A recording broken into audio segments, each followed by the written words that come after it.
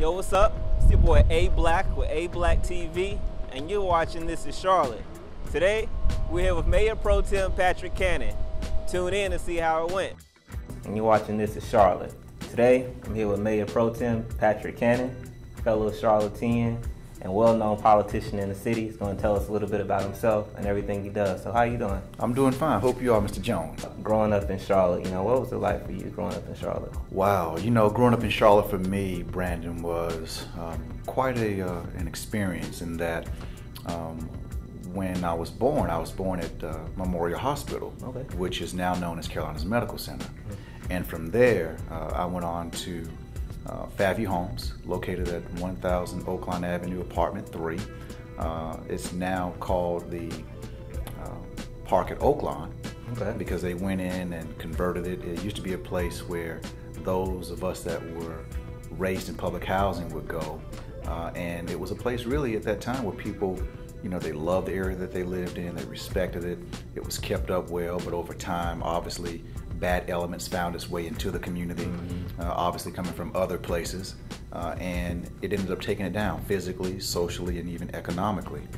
And as a few years passed, my father actually was murdered when I was about 7 years old. Wow. And they never found the person that took his life. As a result, we ended up moving actually to another public housing community called Pine Valley. It was the first turnkey 3 development of single-family dwelling homes, unlike what you would see, let's say, in some of these high-rises that you may have experienced or seen in places like Chicago or New York.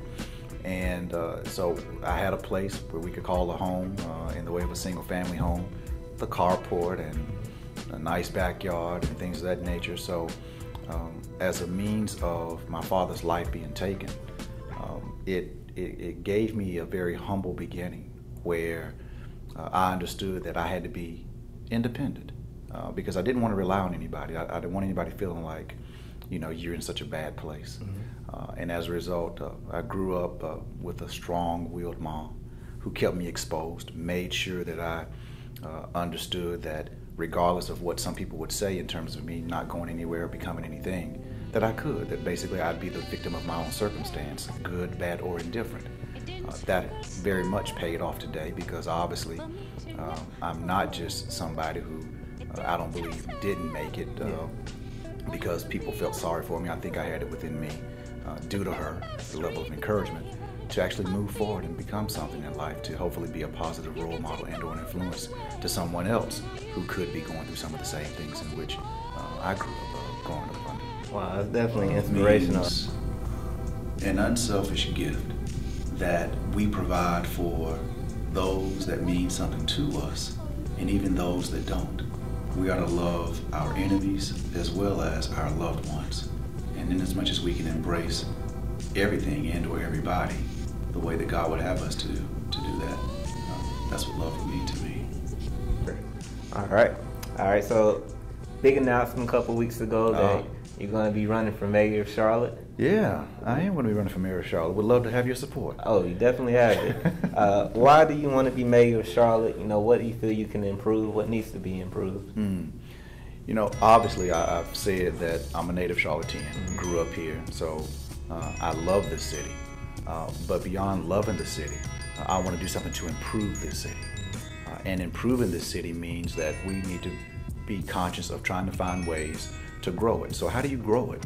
Knowing and understanding where we are relative to government having some constraints on it in terms of not having all of the monetary support that it needs in order to do some of everything. Charlotte's not shrinking, we're growing.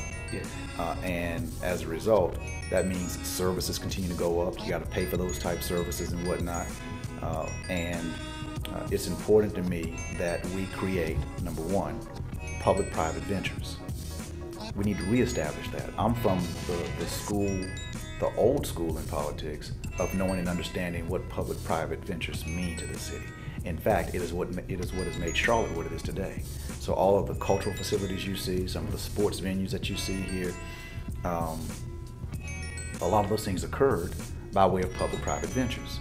We need that same thing to occur going forward in order to reestablish and rebuild our city to move it forward in a positive direction. The second thing is job creation. You heard me mention earlier, I mean, you lose a job today, you're not necessarily getting one on tomorrow. I want to make sure that we are creating job opportunities in this community. So I have some plans that I'm going to be rolling out as we talk about the campaign, and in the way of one, I'm going to show you what my initiatives have been. In fact, one can actually go to cannonformayor.com, and you can see those initiatives by clicking on the result button in the way of economic development and public safety and housing, things of that nature. To know that I haven't been sitting there just twiddling my thumbs, if you will, but I have been making something happen. Because a lot of times people will ask you, well, what have you done? When you go to that page, you'll see what I've initiated. Public-private ventures, economic development as it relates to job creation, business development, and business retention. The third is going to be housing. We need to make sure that there's affordable housing out there across the board and throughout the community, so people can enjoy any area of Charlotte that they so desire, east, west, north, or south. We have to be about that program. And as we're being about that program, trying to make sure that we are addressing homelessness relative to housing, and also providing avenues for housing for veterans. That's going to be important. Public safety, continuing to make sure that our area neighborhoods, our areas of worship, and even businesses are safe is going to be important. So as chairman of community safety, I'm going to be a little bit biased anyway. Yeah. So continuing to try to focus on a couple of things there, namely, I think we need to start looking at a reentry program. Reentry program? A reentry program would be for those persons that have been incarcerated and are coming out to re-engage back into society, but they don't have any outlets. And if you don't provide any outlets for those persons that are coming out of the system, they become a menace either to themselves or you or me or someone else's family out there.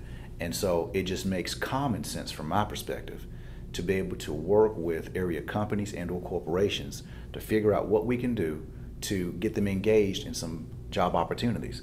Some of that will have to come with some level of business skill training or job skill training out there. So I want to work vigorously to see what we can do about that. And then there's some other areas in community safety too that I want to address programmatically that I think can help advance this community.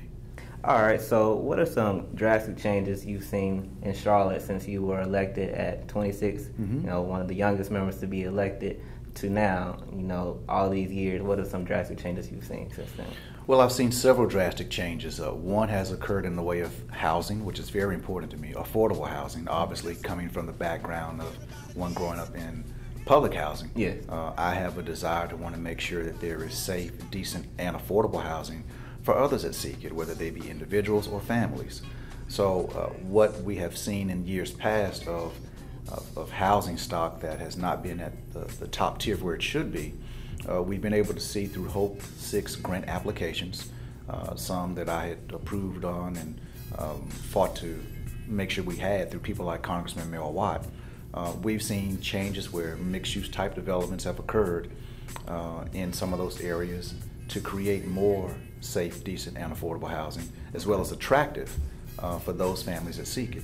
So, given from whence we came, of the Earl villages and the Dalton villages of the day, and even the Fairview homes, we now see, the gables at this and the gables at that, and then the Park of Oakland that you heard me mention earlier, and even First Ward Place, where Earl Village used to be. So we've seen a change in the housing stock here. That's one. The second thing is, in as much as crime, as we talked about, crime in the way of my father being a victim of it, crime we've seen actually lessen. We've reached historic lows in this community in terms of the homicide rate, but even though we have reached those historic lows, we still have a work to do. We still have young men and even young women that are out here engaging in activity that they shouldn't be engaging in, big brothers and big sisters, something I happen to be a part of growing up. Yeah. Those things make a difference when you can have somebody in your life to be a mentor to you as a mentee in hopes of turning you around. So we've seen crime plummet. And two, we've seen now an economic turnaround relative to job creation, business development, and even business retention. Those things are very important to me because obviously if you lose a job today, you're not necessarily getting one on tomorrow. And we need to make sure that we have both blue collar and white collar opportunities for those who seek those potential jobs. Okay, great. Citizen of the Year award that came from Omega Psi Phi Fraternity Incorporated, the fraternity that I happen to be a member of, would be one of the awards that would be right there at the tip top, largely in part because our fraternity symbolizes several things in the way of our cardinal principles, and being able to live up to those principles means a great deal when you talk about manhood, scholarship, perseverance, and uplift. So that in itself meant a lot to me because it meant that I was accomplishing something for those 4 cardinal principles and even things beyond that. And we're mentioning the youth. What type of advice could you give to a lot of the young voters out here that you want to reach out to that might feel like their vote doesn't make a difference? You know what, Brandon? Probably about 3 elections ago, it was said to me, the polls were closing, and I got a call from the media. And they said, so how does it feel? You're going to be the top vote getter here in the city of Charlotte. And I said, well, I hear you, but there's still 2 precincts that hadn't reported. Oh, but they're on this side of town and so forth. And I said, well, I hear you, but there are provisional ballots that are also still out there as well that haven't been counted. Yeah, well, but you're going to be it. And sure enough, we ended up placing second rather than first by way of losing by 2 votes. Now, technically we didn't lose because I still got on the city council because there were 4 at-large seats. But had I been vying for the 4th seat, and those 2 votes would have made a difference had I lost, because then I would have finished 5th. And ensuring and making sure that you have people in office that are going to be about your economic needs, about your transportation needs, about your public safety needs, and just quality of life overall is essential. And so without you participating in the process, what could have been, fortunately did not occur. But for the persons or individuals that you don't vote for that have your agenda and or your interest at heart, you want to make sure that you don't take anything for granted.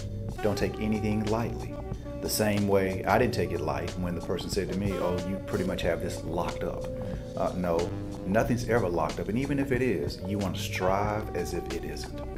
The only thing between you and your success, or you and the success of our city, our state, and even our country, is air and opportunity. There's plenty of air, but the question becomes, what will each one of us do to take advantage of the opportunity? I want to engage you to take advantage of the opportunity because it's so important to have you to be a part of this process. Great. All right. What advice would you give? We mentioned earlier that you were elected at the age of 26, which is a very young age to be on the city council. For African American men specifically, what advice would you give them if they want to get into politics? What steps should they start taking now? One, they should first pray over it. I'm a firm believer that you got to take it upstairs before you try to do anything out there, because it is not a limelight position, in as much as some people think that it is. It is not a handsomely paid position, as some people think that it is. It's really about someone being a servant leader and really knuckling down. And so if it's something that you really want to do, then you need to be serious about it. Harvey Gantt, former mayor of the city of Charlotte, said to me when I met with him that he thought that I was too serious. I couldn't understand why he thought that I was too serious, largely in part because of how I was raised.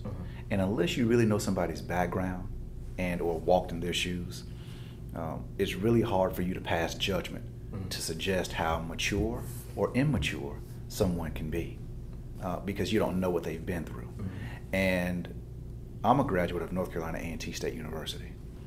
And I'll say that you have to be conditioned to go to North Carolina A&T State University. Yeah. And not just A&T. It could be any other college. It could be North Carolina Central. It could be North Carolina University in Chapel Hill. It could be Duke. It could be Florida A&M, Howard University. The point is that when I was at North Carolina A&T, there was always something to get into beyond education. And unless you condition yourself, you could find yourself in some places you probably didn't want to be, or that you did want to be, but you had to find a balance in knowing and understanding how to do both at one time. Luckily, I was able to understand how to do both at one time. And the point I'm trying to make here is simply this. I had a good time living a good college life at A&T. So by the time I had gotten out of school, all that stuff was old to me. So there was no club that I was interested in going to.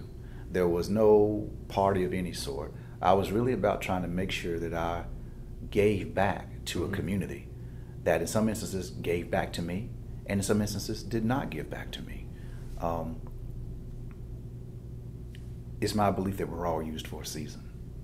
And in that season, we are to bloom with all the positive fruit we can. Not so much for ourselves, but for the sake of others. And long story short, I started going to neighborhood meetings throughout the city of Charlotte, finding out what the issues were. And I said, look, I know some of you don't know me from Adam, but if there's anything I can do to forward your cause, let me know. Happy to go before the city council or the school board or the county commission. And surprisingly, it was my own neighborhood that came to me and said, look, we could use your help. And I ended up going to City Hall and advocating on behalf of the Pine Valley community for there to be a partnership set up between the Harris YMCA and the Pine Valley community so that kids could have an outlet for after school and or summer recreation and or education opportunities. And that came about because park and recreation, which used to be a part of public housing communities, it was taken away. Wow. And when that went away, Brandon, what do you think that left kids to get into? Not much. Not much, but a whole bunch of mischief, right? And so as a result, I saw the benefit of what that could do to continue to give those youth an outlet to be able to engage in something positive. And it was from there that Ella Scarborough, a former city councilwoman, saw me out and said, you know, you should consider running for office. And I was like, oh, no, thanks, I'm good, but, you know, no, I'm good. Yeah. So because I thought that, and I felt at the time, that you didn't have to have a title in society to be a strong voice in society. But I went back to her after I made that statement to her, and I said, Ms. Scarborough, while it might be true that you don't have to have a title in society to be a strong voice in society, a title helps. And if I can help the masses rather than just a few at a time, tell me about this game called politics. And little did I know that in 1993, she was looking to run citywide, and we needed somebody, or she needed somebody to replace her to represent Midwest and Southwest Charlotte in City Council District 3. And that's when I prayed over that and got the support of my family. We ran for the office and won by a landslide.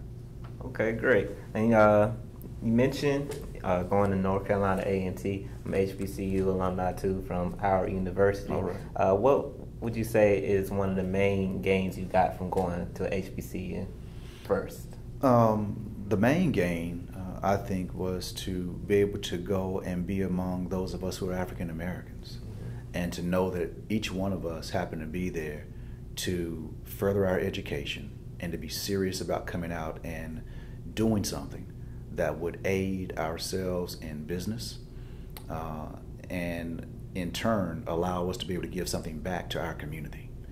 And